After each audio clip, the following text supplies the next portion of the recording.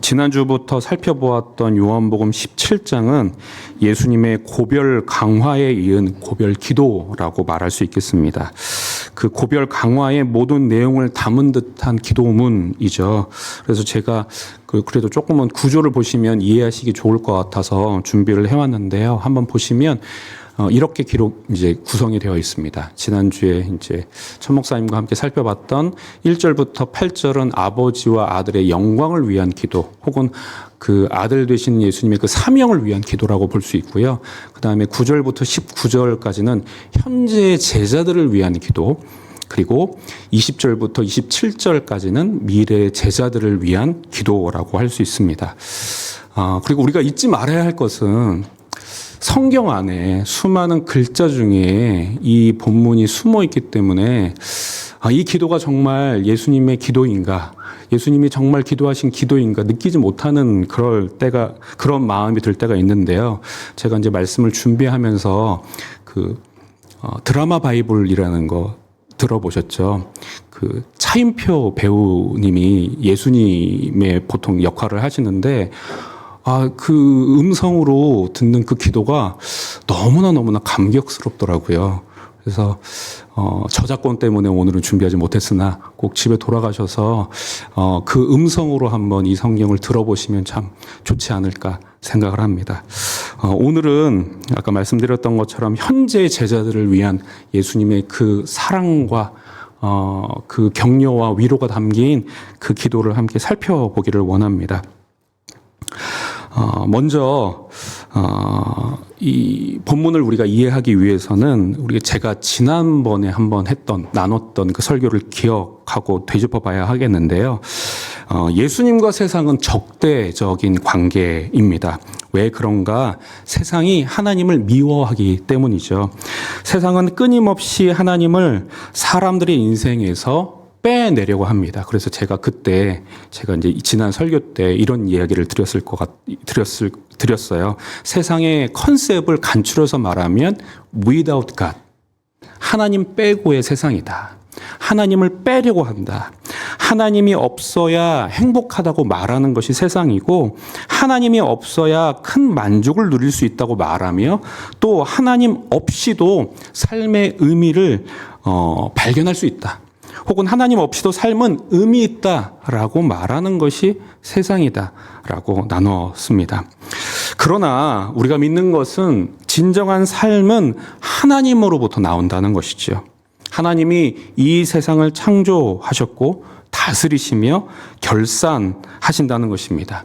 때문에 우리의 삶의 본질, 우리의 삶의 의미, 우리의 삶의 목적은 바로 하나님으로부터 나오는 것이죠. 믿으십니까? 그런데 우리 예수님은 어떤 분이시냐? 바로 이런 분이십니다. 14장 6절의 말씀인데요. 우리 다 같이 한번 읽어보겠습니다. 시작.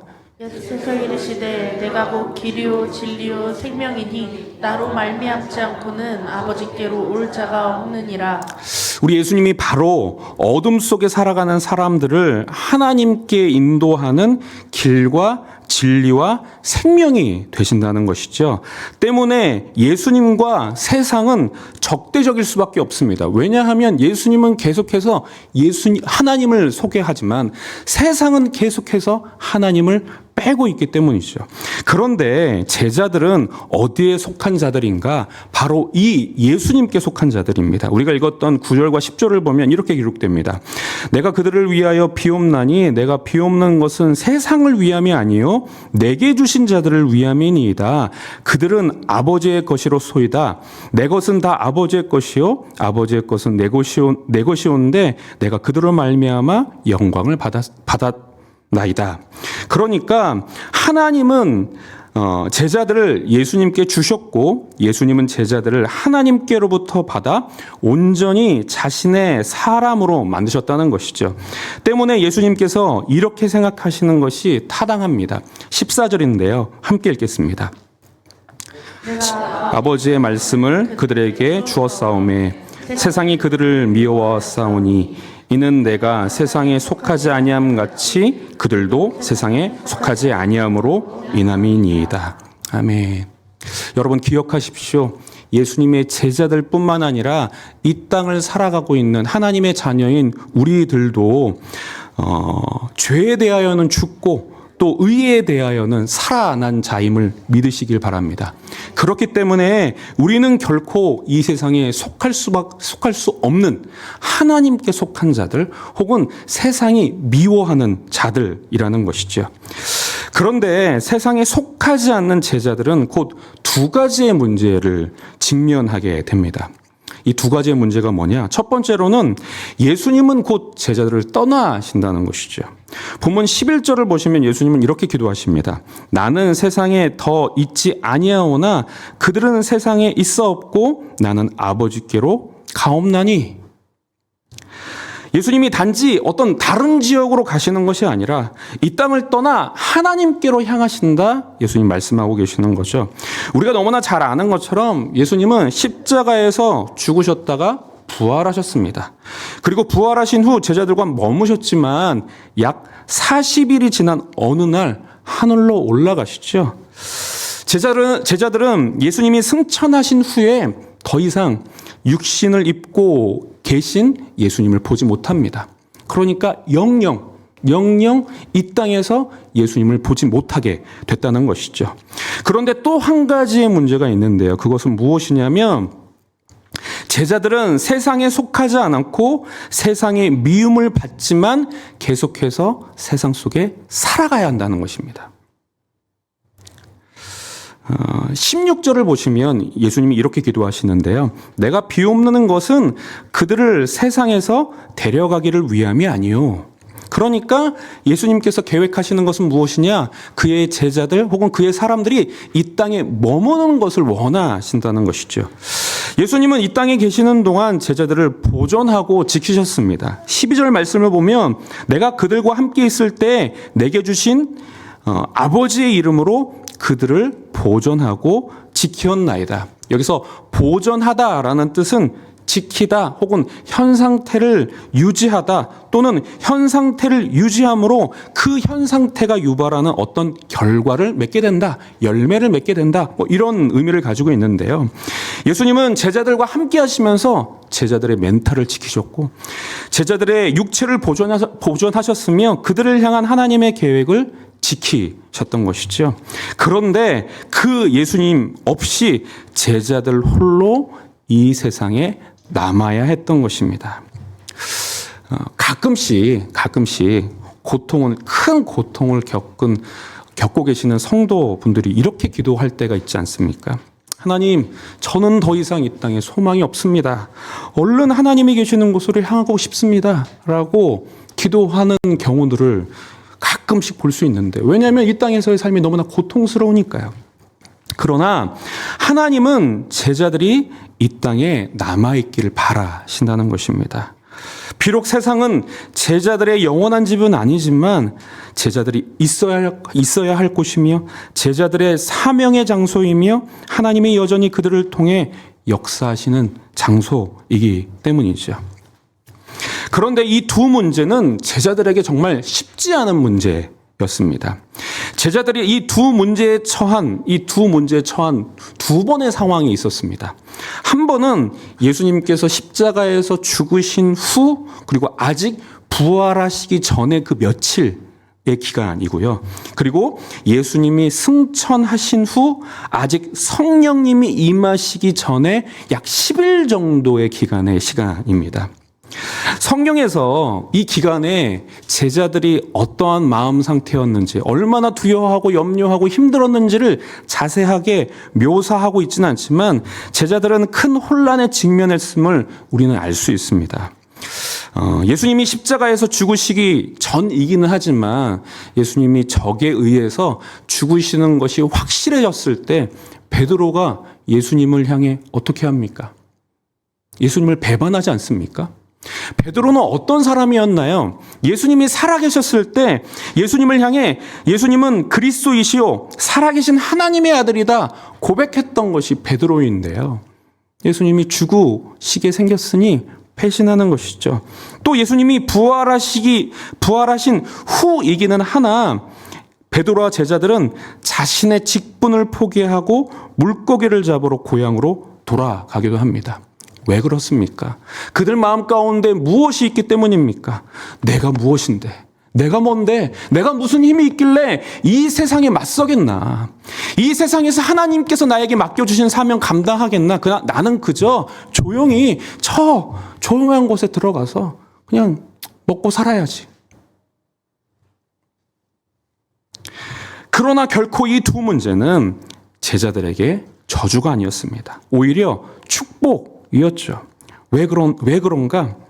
예수님과의 이별은, 또 예수님과 떨어져서 이 세상을 살아가는 것은 하나님과의 놀라운 연합으로 나아가게 하는 축복의 비밀이 담겨져 있기 때문입니다. 11절 말씀인데요. 11절 말씀을 끝까지 한번 읽어보도록 하겠습니다. 시작. 나는 세상에 더 있지 아니하오나 그들은 세상에 있어 없고 나는 아버지께로 가옵나니 거룩하신 아버지여 내게 주신 아버지의 이름으로 그들을 보존하사 우리와 같이 그들도 하나가 되게 하옵소서. 그렇습니다. 제자들은 하나님과의 놀라운 연합으로 말미암아 하나님의 보존하심을 경험하게 되는 것이죠.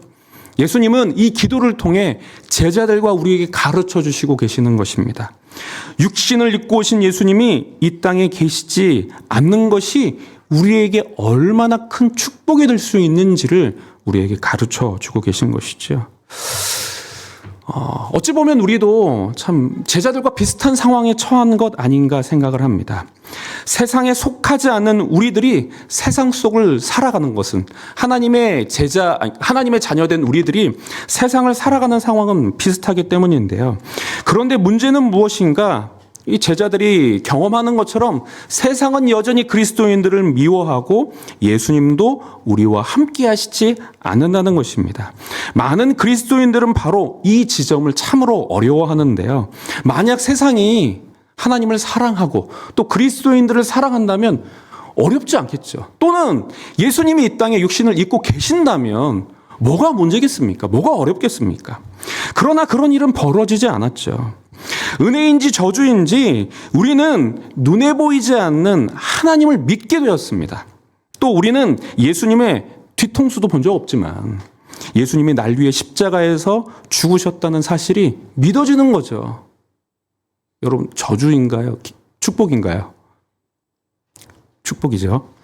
그런데 문제는 세상에 증명할 길이 없다는 것입니다. 우리를 미워하는 세상이 끊임없이 너희의 믿음을 증명해보라. 하나님이 어디 계시냐? 하나님이 살아계시면 좀 보여달라. 목소리를 들려달라 요청하지만 저희가 어느 것 하나 증명할 길이 있습니까? 우리는 그저 세상이 바라볼 때 거짓말쟁이인 것 같고 또 스스로의 인생을 감당하지 못해 있지도 않은 신을 만들어 의지하려는 심신미약자처럼 보일 뿐입니다. 이런 어려운 상황에서 조용히 하나님의 나라 갈 때까지 숨어 살면 참으로 좋겠지만 하나님 어디 우리를 그냥 두십니까? 성경은 우리를 끊임없이 사명으로 인도하죠. 너희는 세상의 빛이다. 너희의 말과 행동과 선택과 삶으로 하나님의 살아계심과 그의 사랑과 그의 능력을 나타내라 라고 끊임없이 요구하고 있는 것이죠. 이렇게만 보면 참으로 곤란한 상황이 아닐 수 없는 것입니다. 그러나 우리 예수님은 제자들과 우리의 곤란한 상황을 아시고 우리를 보존하실 뿐만 아니라 참된 기쁨으로 우리를 인도하십니다. 13절인데요. 지금 내가 아버지께로 가오니 내가 세상에서 이 말을 하옵는 것은, 이 기도를 하는 것은 그들로 내 기쁨을 그들 안에 충만히 가지게 하려 함이니이다. 그들로 내 기쁨을 그들 안에 충만히 가지게 하려 함이니이다. 여기서 말하는 기쁨은 인간이 만들어낼 수 있는 기쁨이 아닙니다. 하나님이 주실 수 있는 기쁨이죠. 그리고 그 기쁨을 온전히 이 땅에서 누리셨던 예수님이 제자들을 향해 또 우리를 향해 이와 같이 기도하고 계시는 것이죠. 너희도 나처럼 이 기쁨, 하나님이 주시는 기쁨을 마음껏 누렸으면 좋겠다. 하나님이 우리와 함께 하심으로 우리에게 주시는 마음의 평화, 하나님이 우리 안에 임재하심으로 주시는 지혜, 그 지혜로 깨닫게 되는 세상의 진실과 하나님의 강력한 통치로 인해 보호와 승리를 경험하게 되는 것, 이와 같은 기쁨을 너희도 누렸으면 좋겠다. 예수님 기도하고 계시는 것입니다. 오늘 나누는 말씀을 통해 담대함을 얻으시기를 축복합니다. 우리를 미워하는 세상에서 하나님의 보존하심과 지키심을 경험할 뿐만 아니라 하나님께서 맡기신 삶을 참된 기쁨으로 살아가시는 저와 여러분을 되시길 축복합니다.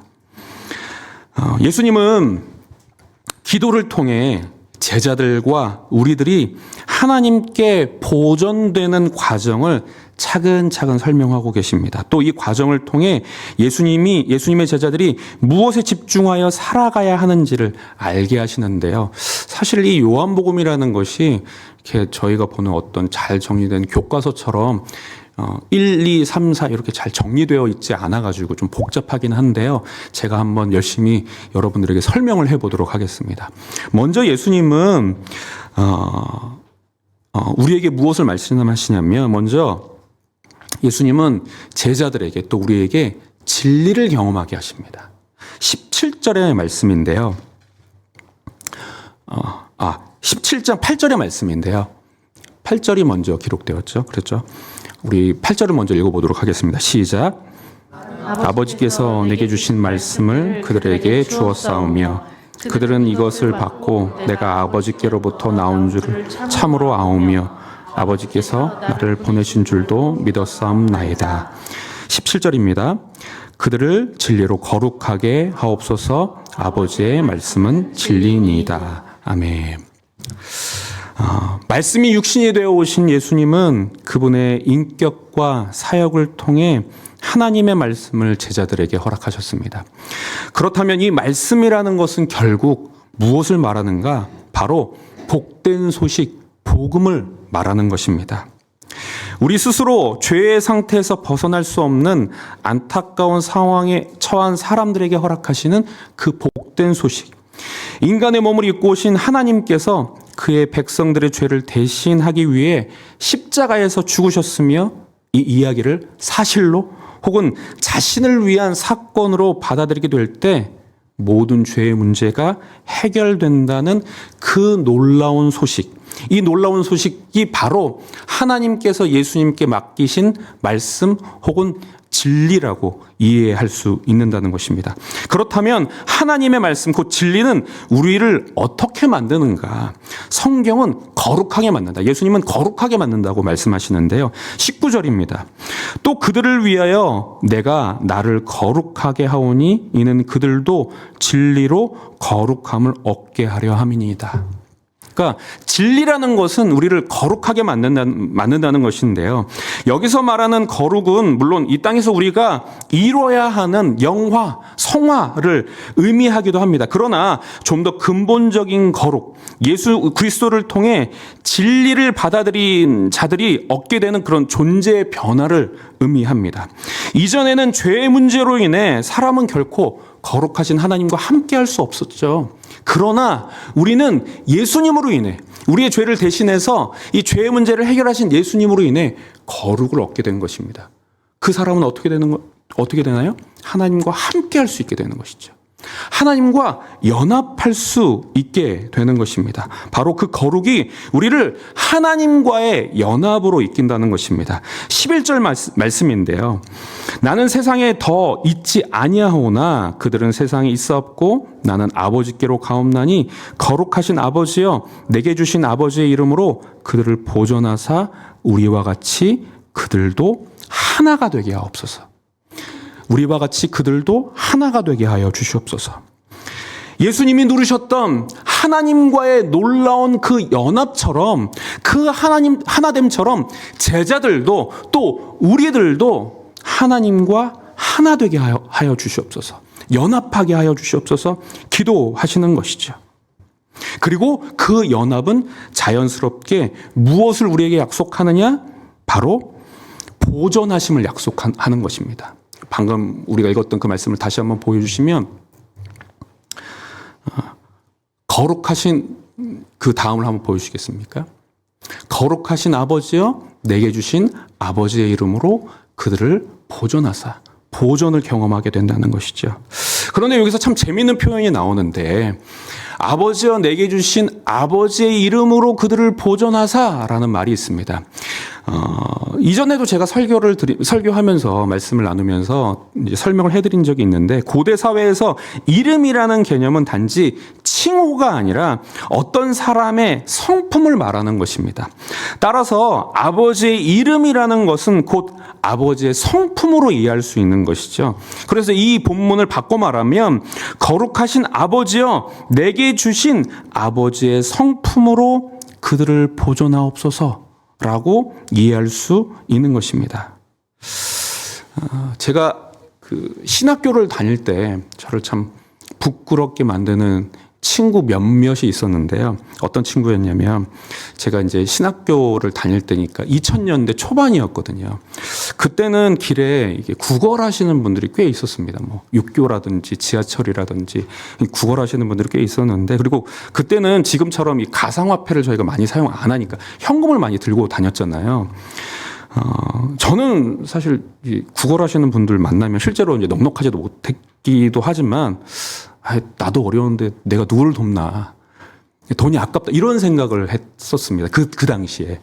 그런데 제 친구 중에 어떤 친구들은 이 구걸하시는 분들만 만나면 분명히 여유롭지도 않거든요. 어떤 친구는 선교사님 자녀여서 선교사님이 저기 남미 쪽에서 선교하고 계시고 홀로 이렇게 살고 있으면서 자기가 가지고 있는 돈을 이렇게 준다든지 혹은 부모님이 믿으시지 않는데 이제 본인이 정말 사명을 받고 신학교에 온 친구이니까 부모님께 얼마나 도움을 받겠어요. 근데 그런 친구들이 자기가 가진 돈을 이렇게 드리는 그런 모습들을 종종 보게 되었습니다. 그리고 제가 옆에서 봤는데 그 모습은 결코 가식적인 모습 혹은 노력하는 모습이 아니었죠. 저는 사실 그 친구들 모습 보고 나도 저렇게 좀 멋있는 사람이 되어야겠다 하고 노력을 했지만 그 진심이 아니었거든요. 그런데 저처럼 억지로 하는 모습이 아니라 그냥 그들의 진심이었고 그들의 성품에서 혹은 그들의 인격에서 나오는 그런 행동들이었던 것입니다. 이렇게 어려움에 처한 사람이 아름다운 성품, 아름다운 인격을 가진 사람을 만나면 어떻게 되는가? 도움을 받죠. 혹은 아픔에서 나음을 받기도 하고요. 또는 부족한 부분에 채움을 얻기도 합니다. 아버지의 이름을 경험한다는 것은 바로 그런 의미죠. 아버지의 성품을 만난다는 것은 바로 그런 의미입니다. 그래서 예수님은 아버지께 바로 그분의 성품에 의해 그들의 보호자가 되시고 그들을 보존하시는 분이 되기를 기도하고 계시는 것이죠.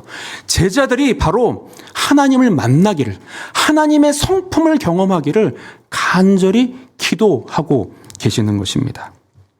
여러분 기억하십시오. 우리는 하나님의 말씀을 소유한 자들입니다. 예수님이 제자들에게 주신 복된 소식을 제자들의 제자들, 수많은 제자들을 거쳐 우리에게 복된 소식이 전해진 것이죠. 그로 인해 우리는 어떻게 되었습니까? 거룩하게 되었습니다. 예수님의 그 십자가의 희생으로 인해 우리는 언제든지 살아계신 하나님 앞에 나아갈 수 있는 그런 특권을 얻게 됐다는 것이죠. 그리고 하나님 앞에 나아갈 수 있게 됐다는 것은 어떤 의미입니까? 하나님과 연합하게 됐다는 것이고, 연합하게 됐다는 것은 어떤 의미이냐? 하나님의 성품을 경험할 수 있게 되었다는 것입니다. 하나님과 함께하고 하나님을 생각하고 하나님을 바라보기만 해도 우리는 하나님의 임재를 경험하며 그 안에서 우리를 향한 하나님의 마음을 경험할 수 있게 되는 것이죠.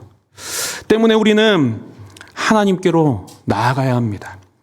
우리를 미워하는 세상에서 우리를 향한 하나님의 뜻을 이루며 살기 위해 예수님께서 간절히 기도하셨던 것처럼 우리가 참된 기쁨을 누리며 살기 위해 우리는 매일의 삶에서 하나님을 만나야 하는 것입니다.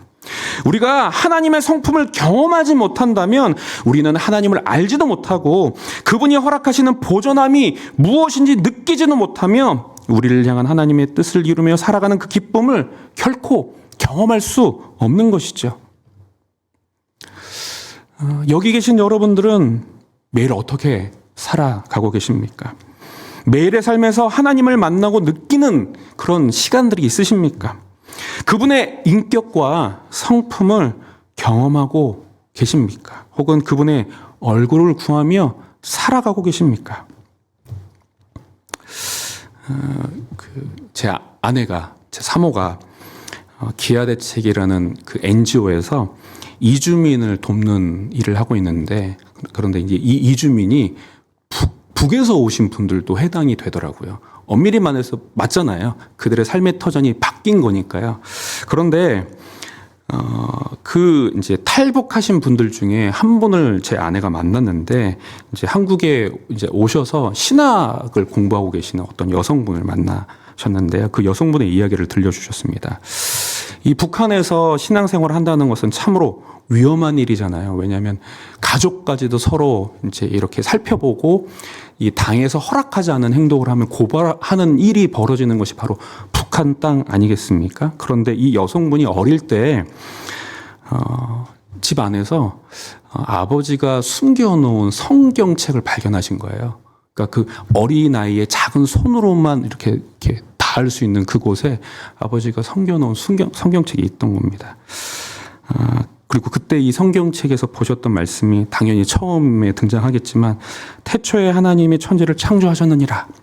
이 말씀이 머릿속에서 지워지지가 않으셨대요. 그런데 이제 그걸 보고 당에서 허락하지 않는 거니까 아버지를 신고해야 하나 고민하다가 그날 저녁에 아버지에게 제가 아버지가 숨겨놓은 성경책을 발견했습니다 하고 얘기하고, 아버지가 그날 저녁에 그 딸을 데리고 이 별이 반짝이는 하늘을 바라보면서 하나님에 대해서 이야기를 해 주셨대요, 그 아버지가. 그리고 그 순간 태초에 천지를 만드신 그 하나님이 믿어지셨다고 합니다. 그리고 나서 이제 그 목숨을 걸고 이제 신앙을 이어오고 또 한국으로 넘어와서 한국에 터를 잡았는데요. 그런데 그분이 한국 교회에 와서 기도의 시간에 본 기도문을 보고 너무나 이상하게 느껴졌다는 거예요. 아마도 이제 기도의 시간에 잘 정리된 기도문을 저희가 화면에 띄워주잖아요. 그런데 그 기도문을 보는데 이방인의 기도문 같았다는 거죠. 이 이방인의 기도문이라는 게 뭐냐면 마태복음 6장 31절에서 33절의 말씀인데요. 그러므로 염려하여 이르기를 무엇을 먹을까, 무엇을 마실까, 무엇을 입을까 하지 말라. 이는 다 이방인들이 구하는 것이라. 너희 하늘 아버지께서 이 모든 것이 너희에게 있어야 할 줄을 아시느니라. 그런즉 너희는 먼저 그의 나라와 그의 의를 구하라. 그리하면 이 모든 것을 너희에게 더하시리라. 분명 북에서도 그랬고 탈북을 한 후에도 그렇고, 하나님의 자녀라면, 예수 그리스도의 제자라면 마땅히 하나님의 나라와 그 의를 구하면서 살아야 하는 것이 맞는데, 한국 땅에 와서 이 기도회 시간에 기도문을 보는데 그런 기도문이었겠죠. 무엇을 먹을까, 무엇을 마실까, 무엇을 입을까와 관련된 기도문이었겠죠. 이런 기도문을 하고 있었다는 것이죠. 저는 그래서 이런 상상을 합니다. 만약에 통일이 되면, 물론 이 한국교회가 돈이 많고 또 어쨌든 이 힘이 있고 권력이 있으니까 북한에 있는 신앙인들을 우리가 돕는다고 하겠지만, 결국 도움을 받는 것은 우리가 아닐까? 그들의 순수한 신앙, 그들의 순수한 믿음을 우리가 결국 배워야 하는 것 아닌가? 그런 생각을 하는데요. 한국교회는 왜 이런 기도를 하는가? 세상살이가 두려워서지 않겠습니까? 세상을 사랑하는 것이 두려워서이지 않겠습니까? 우리는 하나님의 성품과 인격을 경험해야 세상을 두려워하지 않을 수 있습니다. 하나님이 어떤 분인지를 경험해야 참으로 중요한 것이 무엇인지를 깨달을 수 있습니다. 하나님을 매일의 삶에서 처절하게 경험해야 우리에게 맡기신 삶으로 과감히 뛰어들 수 있는 것이죠. 축복합니다. 우리의 매일의 삶에서 살아계신 하나님을 만나고 경험하며 살아가시는 저와 여러분들 되시길 축복합니다. 그 하나님을 만나고 경험한다는 것은 그분의 성품을 경험하는 것이요, 그 성품이 우리를 보존하는 것을 경험할 뿐만 아니라 그 성품이 우리를 인도하는 곳으로 주님의 손잡고 한 걸음 한 걸음 걸어가는 것입니다. 이와 같이 살아가시는 저와 여러분들 되시길 축복합니다.